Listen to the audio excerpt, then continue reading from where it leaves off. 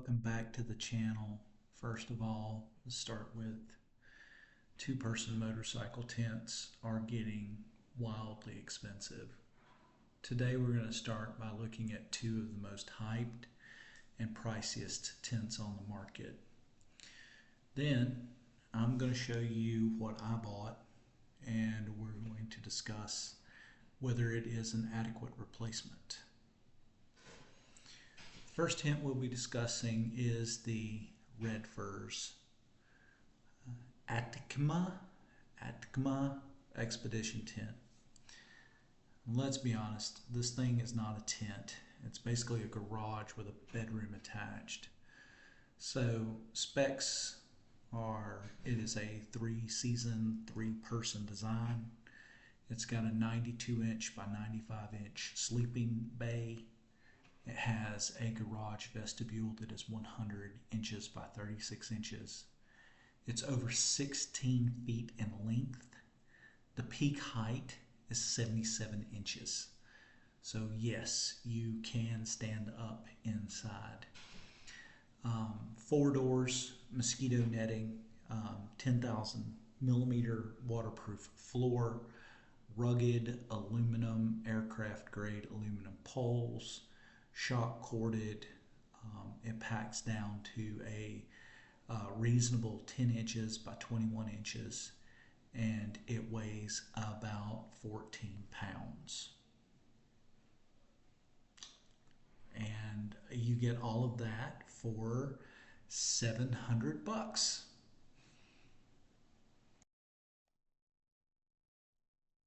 Then we have the Lone Rider MotoTent. Same idea, big tent, big enough for you and your adventure bike. It's also $700.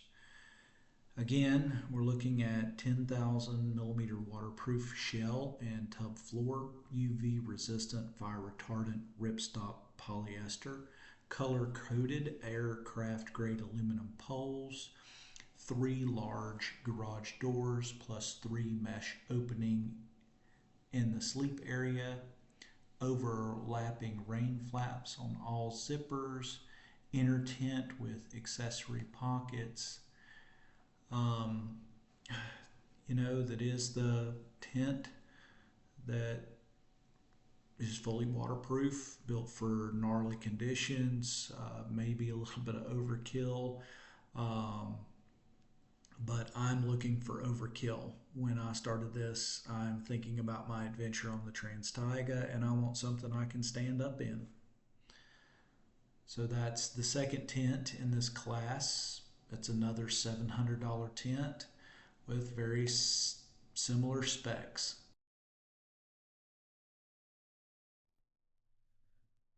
All right, so before we get to the unboxing, let's talk a little bit about the tent. I've been really curious about the Moto Wolf 2-person 4-season tunnel tent for a while. This thing comes in at just $210, and it's already drawing a lot of comparisons to the much pricier versions discussed earlier.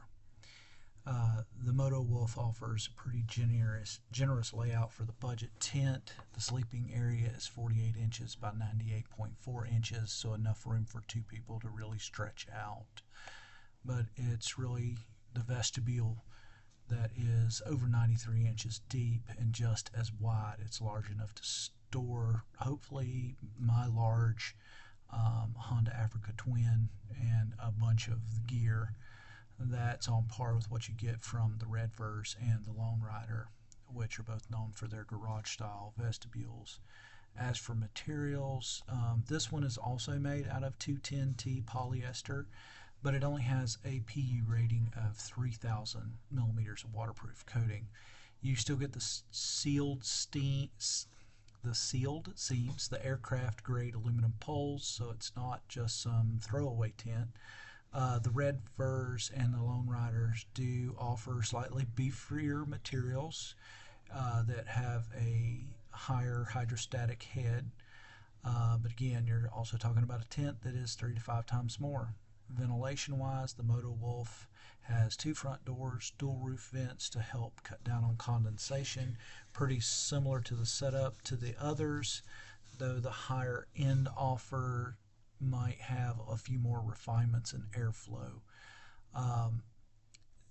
This tent is big. One time set up, you should be able to get this thing up in 5 to 10 minutes. I'm going to be showing you my actual video of setting it up while my wife records here in just a second so we can do a walkthrough. This thing packs all the way down into a 24 by 13 inch bag, coming right in at about 14.5 pounds.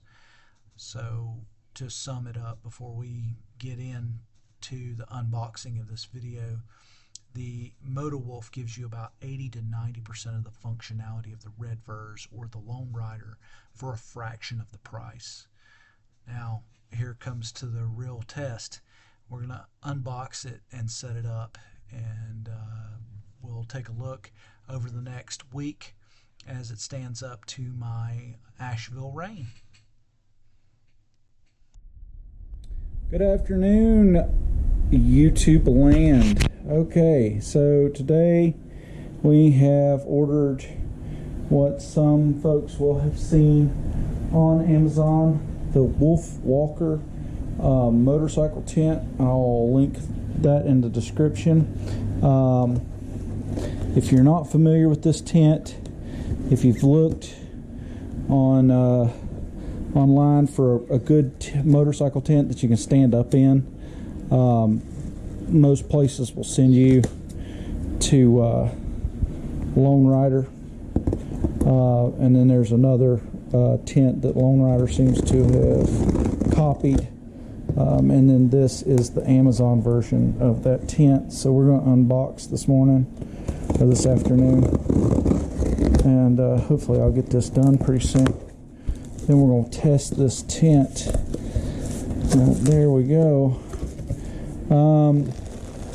This is going to be an essential piece of gear for my Trans-Taiga trip. Alright.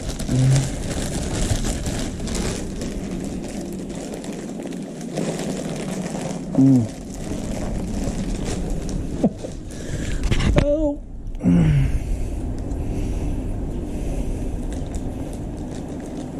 Because I've been told that it's going to rain in Canada basically the whole time.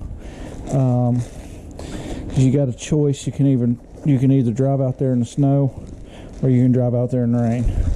But it precipitates all the time. So there it is, outside of the box. I'm going to take this outside and we're going to set it up. All right. So I've never put this tent up before. Here's the tent in the bag. I just unpacked it, so there's probably going to be paperwork and some other stuff. I'm going to set you right here on my ladder. I'm going to set this puppy up. Alright.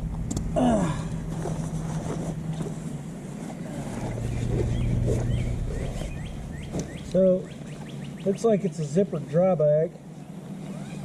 It's actually pretty good quality, at least in my opinion. The bag is. I don't know about this tent.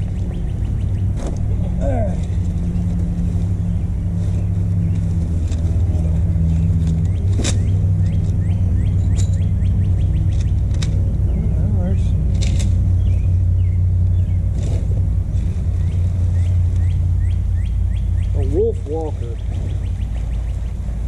Oh.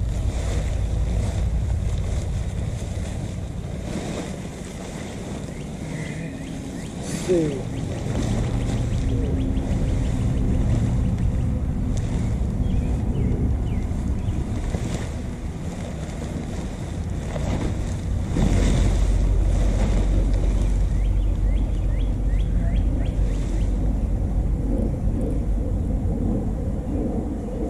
We'll see how hard this is to put together, because I haven't found any directions falling out of anything yet.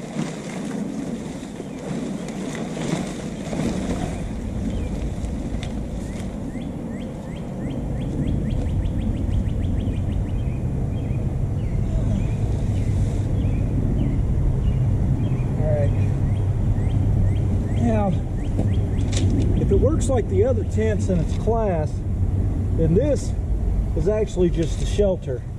And this other red piece behind me here is the tent itself that actually hides under the shelter and provides for additional waterproofing.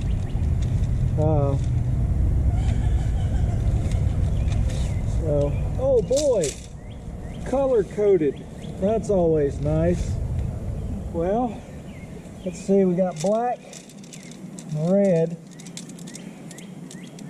So I'm going to assume, because you know, that's what we do without directions, we make assumptions. I think it's pretty interesting this thing didn't come with any directions. Oh, I'm going to assume that the black goes in the black.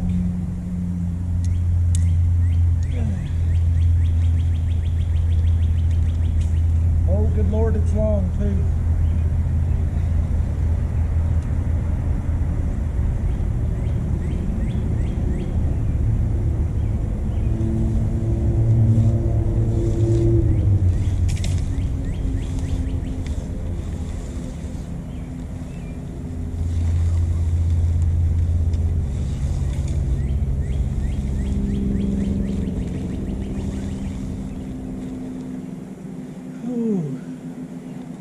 Seen somewhere that you're not supposed to push it through like I just did. Oh, but I did. Oh well. Alright.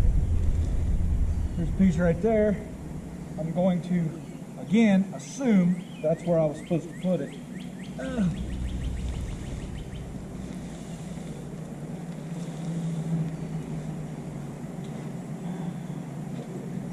There's another one on the other side. Again, I'm going to assume that's where that goes. Alright, we got one black and two red. So there's the black. Oh boy. Now, unlike other tents, these hoop tents are not freestanding. They don't stand on their own. I believe you have to actually if the videos I've watched are true, you actually have to stand it up and then stake it into the ground. So we're going to go ahead and do this second red one here. I mean, it feels like aircraft grade aluminum. I mean, so far, seems like pretty decent quality for what I paid, 200 bucks. Try not to step on the tent at this point.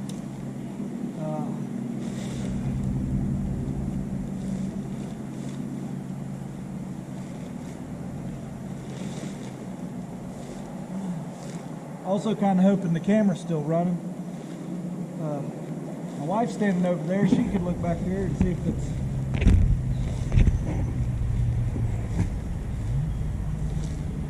Is it still running? Okay. He says it's still running, so if it's not, it's her fault, not mine. Alright. We gotta find this. Huh. Alright. I'm gonna assume this goes here.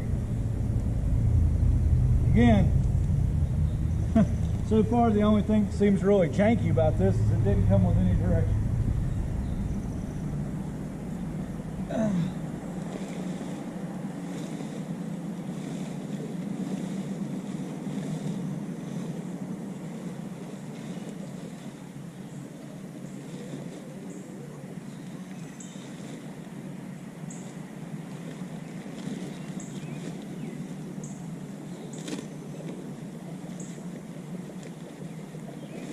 Huh. Oh, there it is. I was like, where's the thing I stick this in? Here we go. Boom, two.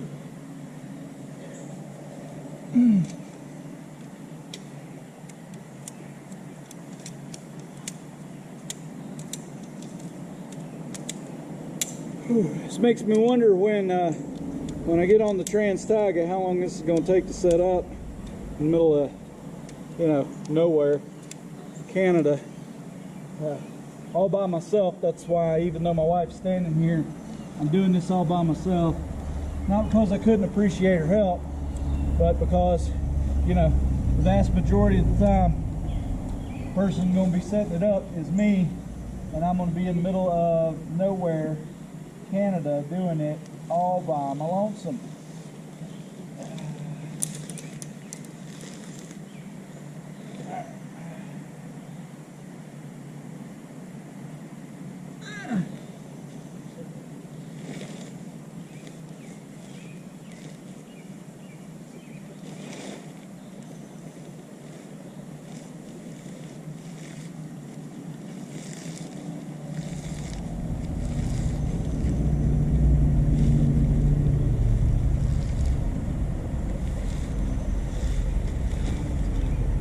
One of the things I'm also really hoping to see from this tent is the ability to stand.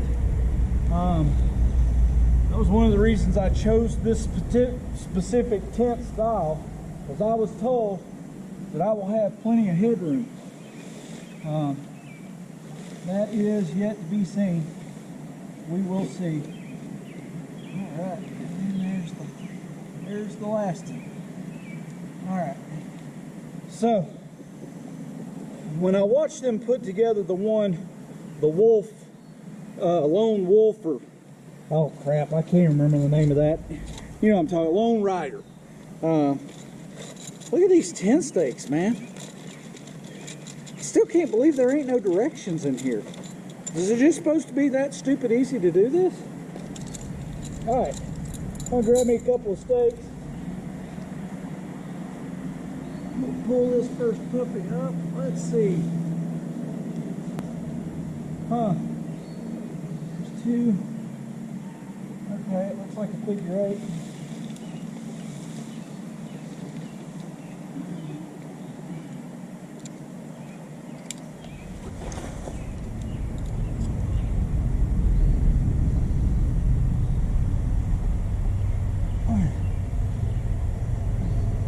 Kind of wish it came with a hammer.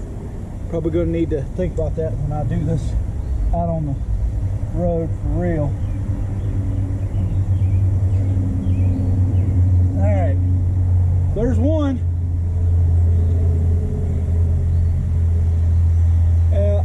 I was hoping my wife will grab the camera and kind of come around and walk around to the side so you can kind of see what's going on. And grab me another. Alright, she'll come around here. I'm going to grab and pull this other side out and stick it in the ground with a similar type deal.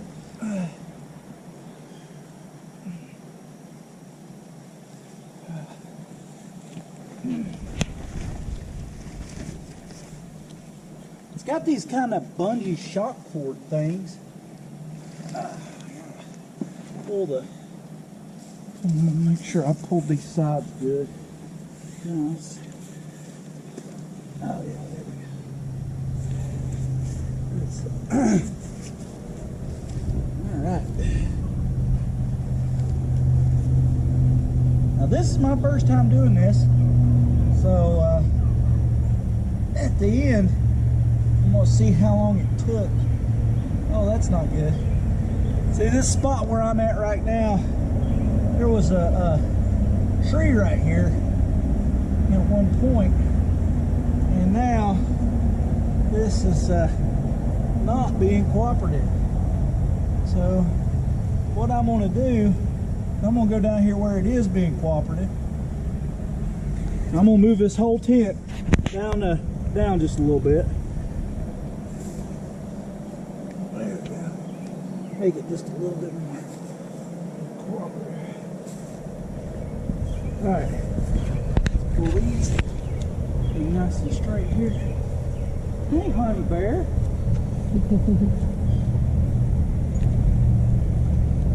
Alright, now with that, alright, we'll pull these little puppies back out of the ground, straighten them out. Excuse me, honey bear.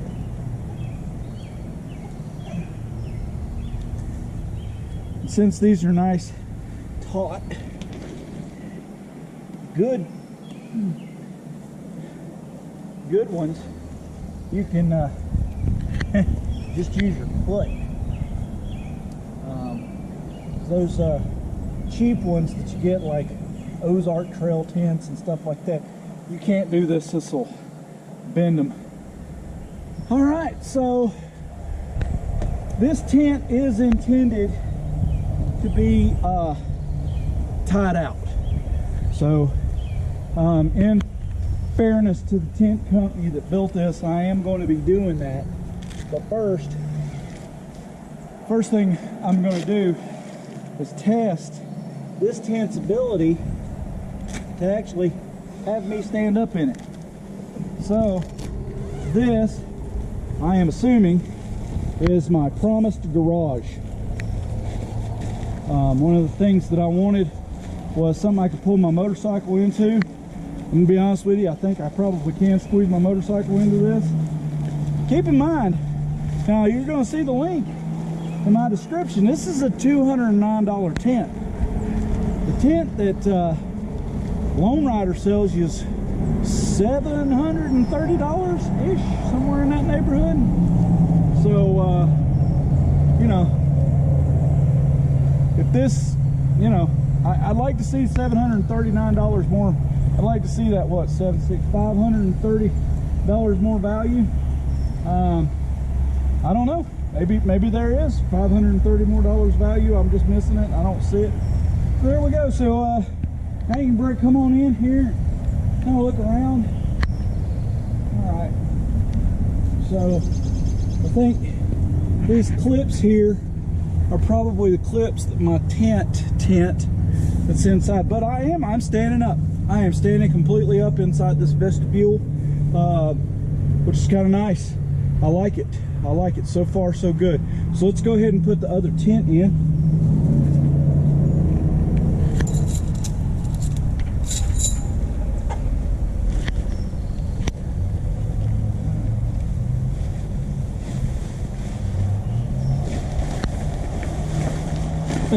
I don't know about you. I'm kind of hoping there's a like on a claymore. I hope there's a spot that says this end towards the enemy, because I am not seeing how this specifically goes in here right now. Seeing lots of okay, so there's a door. Does it matter which side this goes? Huh. All right.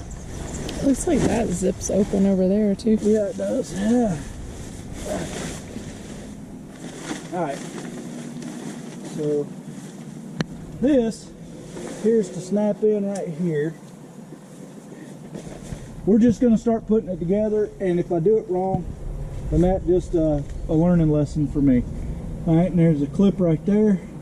Goes in the clip right there. Clip right here. Goes in the clip right here. There's a clip right here. Goes in the clip right here. Clip right here. And clip right here. You're probably not going to want the door open to your motorcycle. I think it's got the door on both sides. Oh, does it? Okay. No, it does. But this is a two-sided door, and that's a one-sided door. Okay. I don't know. Again, thus far the only janky thing about the tent is it didn't come with any directions. So, all right, so we're gonna go around to the other end. I'm just gonna take and zip that up and zip this up. All right, and what we're gonna do is we're gonna go around to the other end and do the same thing over there. But yeah, it did say the expensive tents got these kind of outdoor tool pockets. You know, like when you're over here and you're wrenching on your bike and you need to grab a socket or something you're tinkering with. All right, so let's go around here. Let's see here.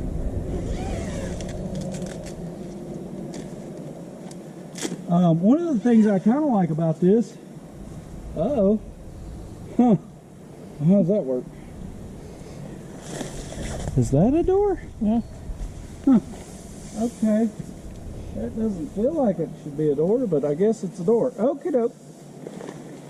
Alright, so we're going to go ahead and grab, I'm going to assume this is got some kind of way to, oh, does it go all the way? Yeah, it does. Oh. How does that work? I am not, me no understand. Maybe you don't stake those. Huh. I'm beginning to think I'm not supposed to stake this. I'm supposed to, hold on. Again, call into understanding that this thing does not have any directions. So what we're going to do is we're going to swap what we're staking out. We're going to stake out this one instead. Mm-hmm. Alright. Yeah, I think that was probably how it was supposed to work. Alright. So we're going to do the same thing over on this other side. Okay. Oh, I see. Okay. Alright. Again, good stakes. Easy to stick my foot down on. And I see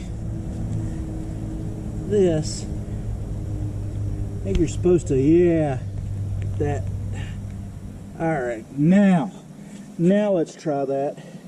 Let's see if that ain't a little bit easier doing that tent.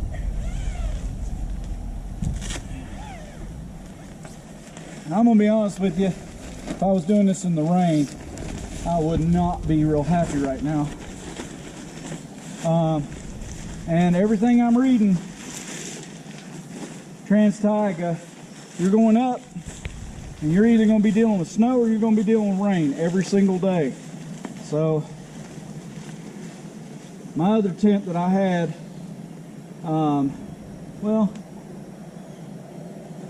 it got thrown in the trash in Utah because me and my wife woke up the next morning completely covered in water. The bottom of the tent completely covered in water. It did that to me. That was not the only time it did it. It did it to me in Anchorage too. So 2 times you fail me like that and no more. So all right, pull this out with a clip. Oh, I see. All right, well, let's hold off on that for just a second and clip these sidewalls real quick. All right. Clip, clip, clip, clip, clip, clip, clip to clip, clip to clip.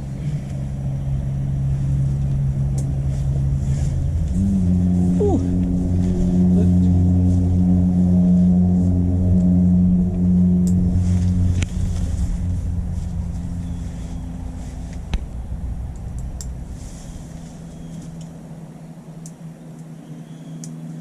All right. I'm going to close that up. And we'll go ahead and clip this to this. Clip this to this. I think it's supposed to be. All right. There's our tent. All right. I'm going to let this back down because I think this is over here as an additional exit way. If you're like me and you have to piss in the middle of the night 4 times, then it's nice to have a door on each side, or one for you and one for the person you're camping with, so you don't disturb each other. But I got a feeling that's probably asking too much of this tent. All right, let's go ahead and roll that down. Zip this down. These zippers are nice. It's got the good zippers. I haven't felt them try and catch on me yet. That's kind of nice. I got good long pull tabs. Doesn't look like that this tent's catching a lot, which is something happened a lot with the Ozark Trail. All right, let's go inside and take a look at it. All right, something I can already tell you I'm gonna like is to be able to just kind of sit here in this, not get rained on. I can stand up, I can put my, I can get undressed. Oh man, I'm excited. I'm excited. Let's see here. I think this should be big enough for us to squeeze. It says it's big enough for a queen size bed. So, I mean, that's what it looks like. And the bed is not going to be. Now, hey, just for reference, I'm 5'10" with my shoes off. So, this is me laying this way, and I figured it out. We're supposed to lay this way. This is me laying this way. Yeah, so me and my wife are actually going to take this tent camping before the trip. But what I'm going to do, we're going to do a follow-up video. I'm going to get some pieces of paper and stuff. I'm going to put it out here. I'm going to leave this tent out here in the rain because we live in Asheville, which is slowly turning into a natural rainforest. A humid, subtropical nightmare rainforest. But we're going to go ahead and put some paper down in here. We're going to see how wet it gets. I want to see if it gets like if there's in rain, if this thing's got any leaks. I don't think it will, because I'm feeling this floor, and I feel like it's going to shed water off on both sides and keep the water from getting under me right here. But we'll be testing it this week, and then I'm going to put it up, and then we're going to take it on an actual trip. My wife glamps, so we're going to be having to carry our queen size camping mattress because it's the only thing she'll stay in the outdoors with. So we're going to, we'll have this thing really glamped out over the 4th of July weekend. We'll get a good idea of just exactly how good this tent is. Well, the next thing I'm going to do is set up the guy wires. Don't really need to. I think that should be. I'm going to go ahead and cut right here, and then we'll just cut over to the guy wires. All right, so I could assume that you know how to set these up, but then again, I could assume that you don't. So I'm just going to go ahead and do a quick video on the guy wires, because this tent does require that you use the guy wires. This is real simple.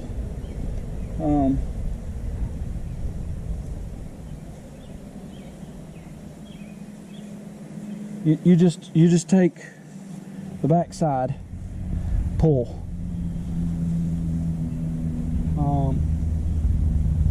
Find you a good spot where you want to stake. In this case, for me, I'm gonna go right here-ish. Stick that in the ground, toe deep. All right, and then just to tighten it, all you gotta do is pull this little piece up. Voila, your guy wire's done. That's it. That's all there is to it. It's that simple. All right, I'm gonna do the rest of them. For an experiment, what we're going to do is we're going to go ahead and let this stay up for at least probably a week. What I'm going to be testing and see how wet this piece of paper gets. Now, the tent's not going to be able to do nothing about the humidity. They're not designed to stop humidity. So they're going to crinkle up and stuff like that. There's going to be a couple of things that tested. I spaced them out like that because I want to see how much airflow gets through the tent when it's storming real hard.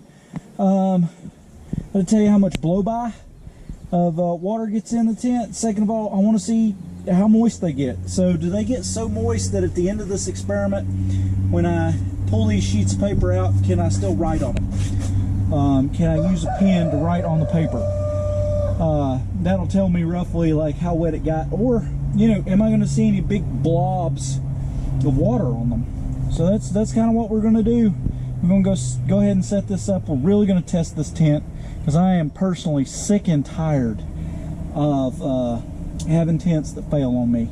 So I got a lot of hopes for this tent right now because I see a lot of quality built into this thing. Again, the only thing that really doesn't seem to be quality is the fact that it didn't have any directions. So other than that, we're going to button her down, wait a week, let her rain, sleet, snow, shine. Just kidding, it's going to be rain and windy. That's going to be it for a week, and we'll see what happens. All right, see you on the flip side.